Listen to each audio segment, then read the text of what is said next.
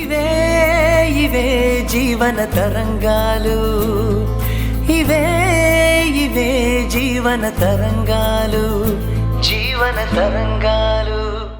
ఈ జన్మకు అంత అదృష్టం కూడానా? మరి ఎక్కడికి? మీరు వృద్ధాశ్రమం కట్టించారు కదా, అక్కడికి. ఎందుకంత వైరాగ్యం? ఇప్పుడు ఏమైందని అలా మాట్లాడుతున్నావు? ఇంకా ఏం కావాలండి? కొడుకు రాత్రి ఇంటికి ఎప్పుడొస్తాడో తెలీదు, వాడికి పెళ్లి ఎప్పుడవుతుందో తెలీదు, నా ఆరోగ్యం ఎప్పటి వరకు బాగుంటుందో తెలీదు. ఎందుకే అలా మాట్లాడుతున్నావు? పని మనుషుల అన్నీ నేనే చేసి పెట్టాలి, కానీ నోరు తెరిచి మాట్లాడకూడదు. ఏ నా కోరికలుండవా?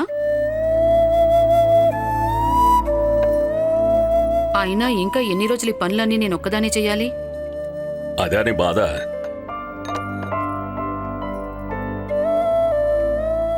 దాని గురించి రేపు ఉదయం మాట్లాడుకుందాం. నువ్వు వెళ్ళి పడుకో. ఉదయానికి నేనుండను, నేను ఊరెళ్తున్నాను. డ్రైవర్కి కూడా చెప్పేశాను. మా ఆవిడికి ఎన్నడూ లేనిది చాలా కోపం వచ్చినట్టుంది.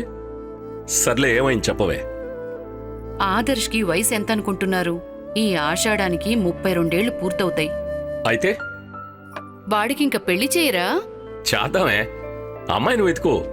ముహూర్తం టైంకి వచ్చి అక్షంతలు వేయమంటే వేస్తాను. నాదే ఉంది. ఇక్కడ కూర్చోమంటే ఇక్కడ కూర్చుంటాను, అక్కడ నిల్చోమంటే అక్కడ నిల్చుంటాను. చాలా తేలిగ్గా చెప్పారు గాని ఆ రోజులు ఎప్పుడో పోయాయి. మనమే అమ్మాయిని వెతుక్కుంటూ వెళ్లే రోజులొచ్చాయి. 4 చోట్లకు వెళ్ళి అడగాలి. ఇద్దరం చెరో దిక్కు పిల్లని వెతకాలి. కాని మీరేమో చేతికి దొరకరు. వాడసలు రాత్రి ఇంటికే రాడు. పెళ్లి చేస్తే వాళ్ళు మార్పు అదే వస్తుంది. టైంకి వస్తాళ్లే. చెప్పవే, నీ మనసులో ఎవరైనా ఉన్నారా? శాంతమ్మ మనవరాలు కీర్తి ఉంది. చాలా బాగా చదువుకుంది. మంచి పిల్ల కదా అని అడిగేయాలనిపించింది. ఇంకేంటే, పురోహితుని పంపించి ముహూర్తాలు పెట్టి పెళ్లి చేద్దాం. ఏంటి పెట్టించేది? ఇస్తీనమ్మా వాయనం, పుచ్చుకుంటేనమ్మా వాయనం అన్నట్టు అలా అడగ్గానే ఇలా పిల్లనిచ్చేయడానికి ఎవ్వరూ రెడీగా లేరు. అంటే పిల్లని ఇవ్వను అనడమే కాదు, కయ్యం లేచింది. మన ఆదర్శ్ తాగుతాడు, క్లబ్బులకి పబ్బులకి తిరుగుతాడని నానా మాటలు అంది. రౌడీలను వెంటేసుకుని గొడవలకెళ్లే నీ కొడుక్కి నా మనవరాల్ని ఎలా ఇస్తాను అంది. అందుకే ఈ రుసరుసలో. అయినా అడగ్గానే పాలు తోడు పెట్టుకోవడానికి మజ్జిగిచ్చినంత ఈజీగా ఆ అమ్మాయిని ఎవరూ ఇవ్వరు కదే. ఒక పద్ధతి అంటూ ఉంటుంది. మన క్యాస్టే కాదంటారా అని చొరవ తీసుకుని అడిగాను. ఇంతకు మించిన పద్ధతేంటో. ఇందాకేమో చాలా తేలిగ్గా ఎవరైనా ఉంటే చూడకపోయావా అన్నారు. ఇప్పుడేమో ఇలా. మీలా నాకు 2 నాలుకలు లేవండి. నేను చెప్పేది తెలిసిన వాళ్ళకో వరుస, తెలియని వాళ్ళకో పద్ధతి అంటున్నాను. అంటే క్యాస్ట్ ఫీలింగ్ అందరి దగ్గర ఒకేలా వర్కౌట్ అవ్వదే. కష్టాన్ని నమ్ముకునే శాంతమ్మ లాంటోళ్ళు, కరెన్సీని నమ్ముకున్న నాలాంటోళ్ళు కులం గొడుగు పట్టగానే దాని కింద తేలిగ్గా చేరం. ఎందుకంటే రఘురామ్ అంటే ఈరోజు కులం కాదు, ధనం. దాన్ని కాపాడుకోవడానికి మంచి గుణం, జ్ఞానం ఉన్న అమ్మాయి కావాలి. అంతేనా? అంతే. అదే ఒకవేళ మన క్యాస్ట్ అమ్మాయి అయినా సరే తను పబ్బులు క్లబ్బులు అంటూ తిరిగితే మనం ఇంటి కోడలుగా చేసుకుంటామా చెప్పు? అలా ఎలా చేసుకుంటాం?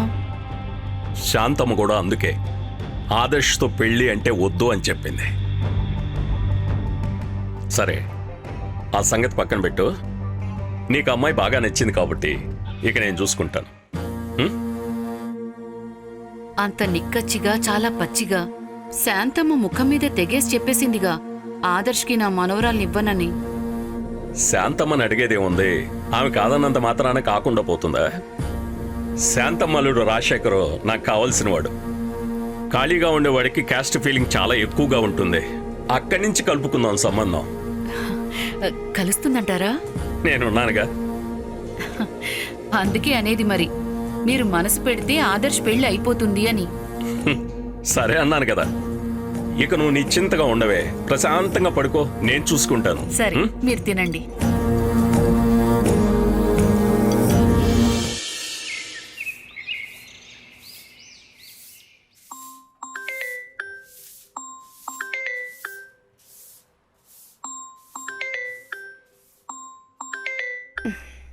అమ్మా, ఫోన్ రింగ్ అవుతుంది చూడు.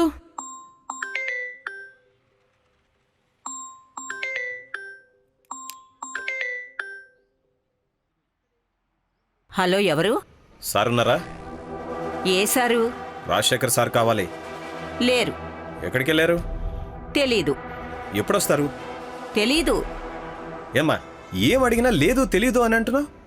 పొద్దున్నే లేచి రెడీ అయ్యి బండి వేసుకుని ఎక్కడికో వెళ్ళిపోయారు. జాబ్ చేస్తూ ఉంటే ఈ టైంకి వెళ్ళారు, ఈ టైంకి వస్తారు అని చెప్పొచ్చు. కానీ మీ సార్కి ఏ పని పాట లేదు. అడిగిన దానికి కూలుగా సమాధానం చెప్పొచ్చు కదా. ఏం బాబు, పద్ధతిగా మాట్లాడటం తెలీదా? అయినా ఎలా తెలుస్తుందిలే నీలాంటి వాళ్ళకి. మాళ్ళున్నే సార్ అంటున్నాడంటే ఈడెంతెదవో. చాలు చాలు, ఈ ఒక్క ప్రశ్నకే అంతలా ఎందుకు అరుస్తున్నారు? మరి నీకేం కావాలి? రాజశేఖర్ సార్. ఆ సారు ఏ ఘనకార్యం వెలగబెట్టడానికి వెళ్ళారో వస్తే చెప్తాను. మీ పేరు? ఆదర్శ్ మనిషి అని చెప్పండి. ఏ ఆదర్శు? ఫైనాన్స్ ఆదర్శ్ మనిషి అని చెప్పండి. ఎవరు? రఘురాం గారి కొడుకు ఆదర్శా? ఆ అబ్బాయికి చెప్పు, ఇక మీదట రాజశేఖర్కి అప్పివద్దని. జాబు లేదు, టైం వేస్ట్ చేస్తూ అప్పులు చేసి అసోసియేషన్కి వెళ్తున్నాడు. ఇప్పటి వరకు అతను చేసిన అప్పులన్నీ తీర్చాం. ఇకపై మీరు చూసుకోండి అంతే.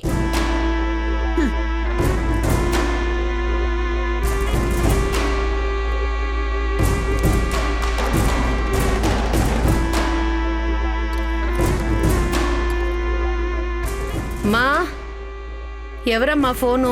ఆ ఎవడో ఫైనాన్స్ కార్పొరేషన్ రఘురాం కొడుకు ఆదర్శ్ తోకంట. అయినా వాడితో మీ ఆయనకి స్నేహమేంటే? వాడక రౌడీ. ఇంట్లో ఎదిగొచ్చిన ఆడపిల్లలున్నారు. కాస్తైనా ఇంగిత జ్ఞానం ఉండద్దు? సరేలే, నేను కాఫీ తెస్తున్నానుండు.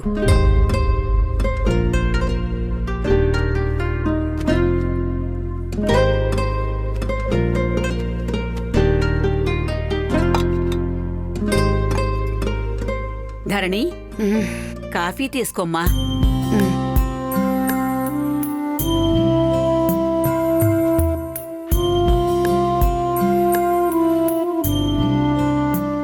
ఏంటమ్మా ఇంతసేపు పడుకున్నావు? రాత్రి సరిగ్గా నిద్రపోలేదమ్మా. కీర్తి లేదా? తాను 7:30కే క్లాస్ ఉందని వెళ్ళిపోయింది. నువ్వు ఆఫీస్కి వెళ్ళవా? లేదమ్మా, తలనొప్పిగా ఉంది. ఆఫీస్కి సెలవు పెడతాను. ఈరోజు రెస్ట్ తీసుకుంటానమ్మా. అయితే టిఫిన్ ఇక్కడికే తీసుకుని వస్తాను, తినేసి పడుకో. ఏం ఆలోచిస్తున్నావే? ఏం లేదమ్మా. కీర్తి పెళ్లి గురించి ఆలోచిస్తున్నావా? లేదమ్మా. ఆలోచించినా తప్పు లేదులే. వచ్చే బుధవారంతో తనకి 23 ఏళ్ళొస్తాయమ్మా. ఆడపిల్లలు చూస్తుండగానే ఇట్టే ఎదిగిపోతారు. నిన్నేమైందో తెలుసా? అనురాధతో గొడవైంది. ఎందుకు? ఆమెకి కొడుకున్నాడు కదా, వాడికి 32 ఏళ్ళు. వాడి మనిషి నుంచే ఇందాక ఫోన్ వచ్చింది. వాడు ఇంటర్ కూడా పాస్ కాలేదు. వాడికి మన కీర్తినిచ్చి పెళ్లి చేయమని అడిగింది. అలా ఎలా ఇస్తామని అక్కడే కడిగేశాను. అమ్మాయి ఉందంటే అబ్బాయి వాళ్ళు ఒక మాట అడుగుతారు. లేదు అంటే సరిపోయేది కదమ్మా. చెప్పి చూశాను. మీది మాది ఒకటే క్యాస్టు, ఇస్తే తప్పేంటి అని అడిగింది. ఒకటే క్యాస్ట్ అయితే పెళ్లి కార్డు ఇవ్వచ్చు గాని అమ్మాయిని ఎలా ఇస్తాను చెప్పు? కీర్తిని చేసుకునే యోగ్యత ఆ ఆదర్శకుందా? నీ కొడుకు రౌడీ అని ఆమె మొహం మీదే చెప్పేశాను. ఇంట్లో మగవారు బావుంటే ఈ పరిస్థితి వచ్చేదా?